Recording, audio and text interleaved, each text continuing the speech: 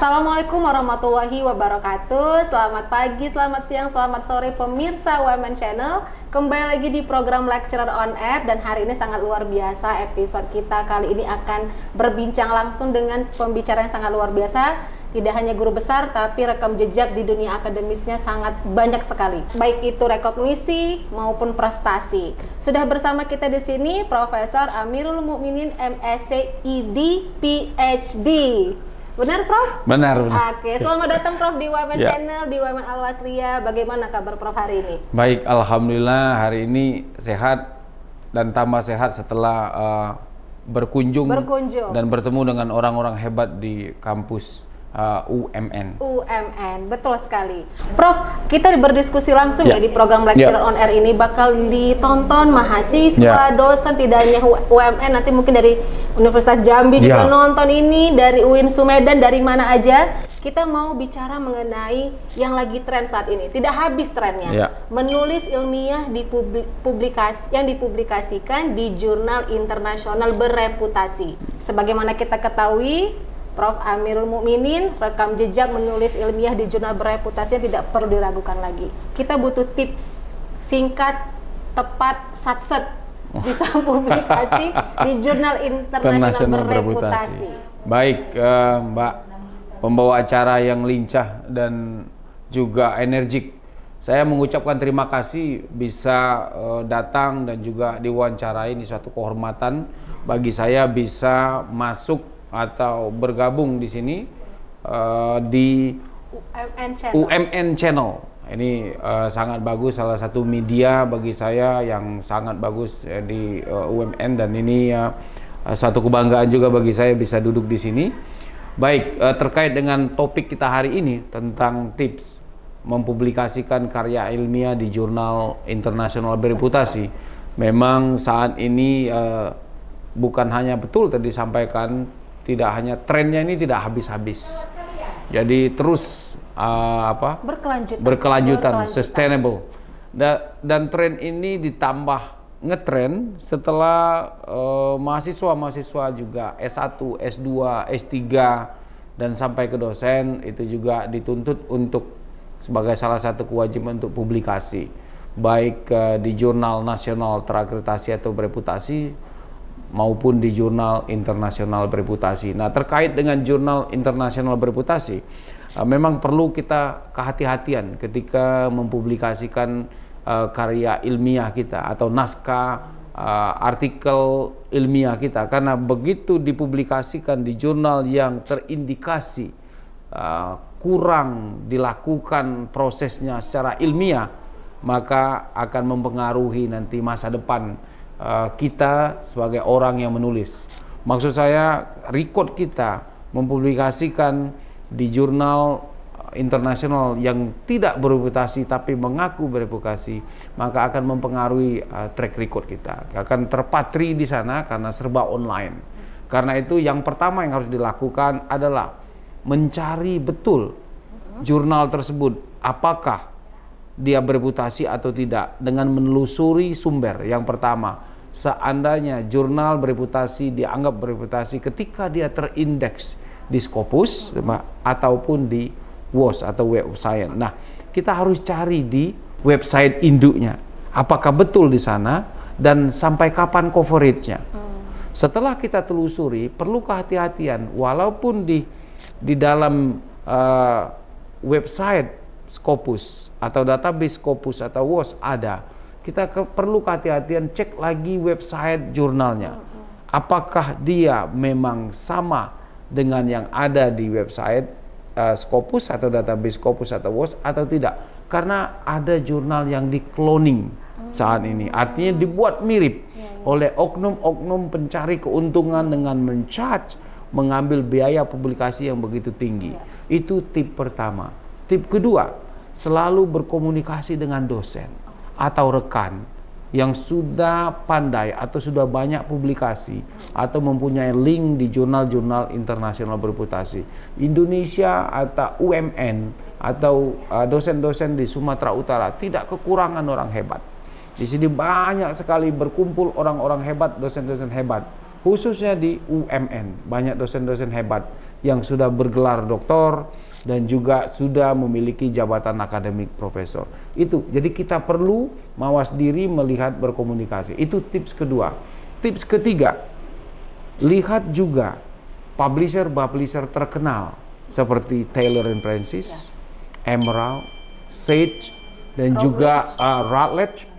Ini juga perlu kita cek ke sana. Dari sana kita bisa melihat bagaimana artikel-artikel yang memang ilmiah, yang melalui proses review yang benar, sehingga kita bisa tahu ketika ada jurnal yang menawarkan, yang mengaku jurnal bereputasi, tapi sebenarnya tidak bereputasi, kita bisa membandingkan, oh ini artikelnya yang terbit di Emerald, misalnya yang terbit di Taylor & Francis, yang terbit tadi Routledge, yang terbit juga di Wiley.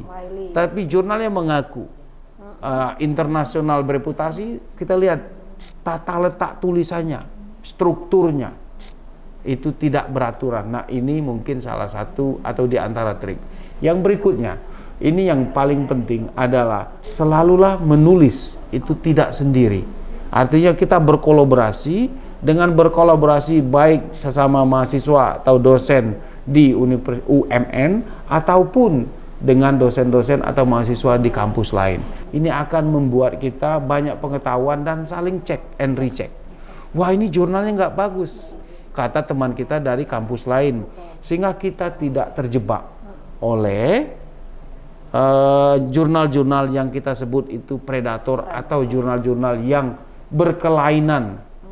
Ya, seperti itu, Mak. Itu tips-tips di antaranya. Baik, terima kasih Prof. Jadi yang pertama sekali double check itu penting ya. Sangat penting. Harus pinter-pinter menavigasi. Pinter-pinter itu bahasa yang keren, pilihan kata yang keren, menavigasi jurnal-jurnal. Ya, betul. Berreputasi. Nah, yang tadi menarik, rajin menulis. Nah, gimana supaya rajin nulis, Prof? Paham ya, Prof ya? Untuk nulis tuh banyak godaannya. Betul. Jadi menulis adalah salah satu skill tersulit dari 4 skill. Nah, karena Mbak juga orang bahasa Inggris tahu. Skill pertama, keterampilan berbahasa pertama mendengar. Yang kedua berbicara, yang ketiga membaca, yang keempat menulis. Kenapa diletakkan di akhir? Karena memang dia yang tersulit. Jadi tidak serta-merta setiap orang itu bisa menulis. Menulis itu yang pertama yang harus dilakukan bagaimana harus menjadi kebutuhan. Ketika kita butuh, maka dia akan menjadi bagian dari kehidupan kita. Karena kalau sudah butuh, ketika kita tidak melakukannya, maka ada sesuatu yang salah di dalam tubuh kita, ada sesuatu yang hilang. Nah, ini untuk menumbuhkan yang saya sebut dengan external dan internal motivation. Ketika satu kata kita butuh tulisan, karena kita akan melakukan apapun untuk supaya kebutuhan kita terpenuhi. Karena ketika kata kebutuhan tidak terpenuhi, maka ada konsekuensi-konsekuensi yang lain yang berakibat ada ketidaknyamanan. Itu yang pertama yang harus dilakukan ketika kita butuh. Yang kedua, rajin membaca artikel-artikel orang-orang yang kita kagumi, yang menjadi model kita. Karena ketika kita membaca tulisan-tulisan akan terinspirasi dan juga itu menjadi model untuk kita melakukan tulisan. Karena menulis sekali lagi susah, tapi ketika punya model, ketika kita punya model yang akan kita gunakan sebagai contoh dan kita ikuti, maka kita akan terus, oh begitu nulisnya, wah ini begini, saya mau ngikuti. Itu diantaranya. Sehingga kita akan terus ada keinginan untuk menulis. Betul. Jadi kalau menulis ilmiah itu gurunya 2 ya, Prof ya? Di antaranya, tidak harus. Dan artikel tersebut yang menjadi inspirasi kita berguru ya, kepada artikel-artikel yang terbit di jurnal-jurnal berreputasi tersebut. Dan juga tadi yang kedua tadi Prof sebelumnya, ada mentorship kita sama orang-orang lain, jadi tidak hanya belajar sendiri. Iya, betul. Betul ya, betul. Ya, jadi jangan sampai kita begini, kita kadang-kadang stuck. Tapi ketika kita teman, nulis bersama-sama, maka ada saling memberikan masukan supaya kita bisa muncul lagi semangat tersebut untuk menulis. Karena menulis itu memang susah. Susah, ya benar. Susah sekali. Ketika untuk satu paragraf sampai satu paragraf, itu juga membutuhkan energi, membutuhkan waktu. Tiba-tiba nanti ada yang WA, baca WA. Oke, nggak jadi. Atau tiba-tiba ada ting Shopee. Ya kalau yang ibu-ibu, mbak-mbak ya. Nah, jadi ini juga akan mengalihkan distraction seperti itu. Karena itu ketika mau menulis memang harus ada internal force. Yang harus kita Nah, ketika itu ada, artinya kita mampu menyingkirkan satu, misalnya tidak fokus ke IG, tidak fokus ke media sosial. Jadi ada jeda waktu yang kita berikan, dan itu yang saya saja masih mengalami distraction. Tetapi alhamdulillah, karena mungkin sudah jadi kebiasaan, awalnya kebutuhan harus butuh sebagai seorang dosen untuk riset dan publikasi, bagian dari Tridharma perguruan tinggi. Sehingga ketika setelah jadi butuh, jadi kebiasaan. Ketika sudah jadi kebiasaan, maka itu akan terus menulis dan terus memberikan masukan-masukan terhadap orang-orang yang memang membutuhkan juga motivasi. Di level tertinggi menulis itu kebiasaan. Ya, saya kira begitu. Kalau sudah menjadi kebiasaan, maka itu, membiasakan itu yang susah. Ya, jadi awalnya itu kita butuh, karena kita butuh, setelah butuh jadi kebiasaan. Siap. Jadi Prof, kalau mau menulis ilmiah itu baca dulu jurnal bereputasi supaya kita bisa tahu gimana pola-pola sistematika sangat betul. Ya. Jadi boleh sih untuk di awal misal membaca yang sedang, tapi kalau saya orangnya memang maunya yang dari atas dulu, langsung melihat yang tersulit. Jadi ketika kita menemui yang mudah, itu saya memang senangnya melalui dari yang susah dulu. Berarti pola pikirnya top down, dari atas ke bawah ya Pak? Iya. Jadi mungkin tidak bisa disalahkan ada teman-teman dosen atau mahasiswa mulai dari jurnal-jurnal biasa. Nah, saya orangnya maunya dari yang memang luar biasa, jurnal publisher top. Jadi kita dapat. Terus itu bahasa Inggris semua. Sekarang tidak susah lagi. Mudah bahasa Inggris itu mengubahnya. Jadi bahasa Inggris jangan jadi halangan. Jadi jangan jadi rintangan. Ketika dia menjadi rintangan, ya sudah. Jadi kalau saya begini, kita itu misalnya seorang dosen, untuk menjadi sampai jabatan akademik yang paling tinggi adalah profesor. Waktu kita panjang, sampai 70 tahun dikasih. Dan saya sampaikan bahwa kita itu dilindungi 3 undang-undang untuk sampai ke guru besar. Mungkin perlu saya share lagi. Yang pertama, Undang-Undang Nomor 20 tahun 2023 tentang Sistem Pendidikan Nasional. Itu juga profesor itu ada di sana, disebut. Yang kedua, Undang-Undang Nomor 14 tahun 2005 tentang guru dan dosen, ada. Yang ketiga, Undang-Undang Nomor 12 tahun 2012 tentang perguruan tinggi. 3 undang-undang menjamin kita untuk sampai pada level tertinggi jabatan. Ya, salah satu di antara yang harus dipenuhi adalah menulis. Nah, menulis itu bukan konteks sederhana, ada menulis, meneliti di sana. Nah, meneliti itu ya itu tadi harus dijadikan bagian, karena 40% dari Tridharma perguruan tinggi itu harus dicurahkan dengan penelitian. Itu menurut aturan yang ada. Nah, dengan kata lain bahwa memang menulis harus ditata. Karena dengan menulis kita bisa menyampaikan. Saya kenal dengan Prof. Rahma misalnya, atau kenal dengan beberapa teman-teman yang di universitas di UMN itu karena tulisan, karena publikasi. Kalau dia tidak kenal. Jadi publikasi itu akan ada sepanjang hayat. Seperti itu. Maka menulislah. Ya. Jadi kalau mahasiswa mau bagus tulisannya dimulai dari dosennya dulu ya Prof? Ya, betul. Itu penting ya Prof. Jadi misalnya Mbak belum sampai ke Amerika, dengan tulisan dibaca oleh yang Amerika, sudah sampai ke Amerika. Tulisan itu bisa membawa kita kemana-mana. Ke tempat tidur orang-orang yang ada di Eropa, di daerah kutub, kita sudah ke sana. Walaupun badan kita belum ke sana, tapi tulisan kita, pikiran kita, ide kita sudah sampai ke sana. Itu yang memang harus kita jadikan semangatnya dan motivasi. Jadi kalau kita menunggu, bisa kita cek sekarang siapa saja yang membaca artikel kita. Orang mana saja dari sana sudah lihat bahwa kita sudah sampai ke sana, walaupun badan kita belum sampai ke sana. Begitu. Luar biasa Prof, semangatnya. Terima kasih, Mungkin terakhir Prof, closing statement sebagai motivasi untuk seluruh akademisi, baik itu dosen, mahasiswa, agar konsisten untuk tetap menulis dan semangat untuk mempublikasikan tulisan tersebut di jurnal nasional maupun internasional berreputasi. Baik, saya closing statementnya ini memang agak susah karena semuanya bagi saya penting. Tapi begini, ketika Anda menetapkan diri sebagai seorang dosen, ini khusus untuk dosen, maka konsekuensinya Tridharma Bapak Ibu harus dipenuhi.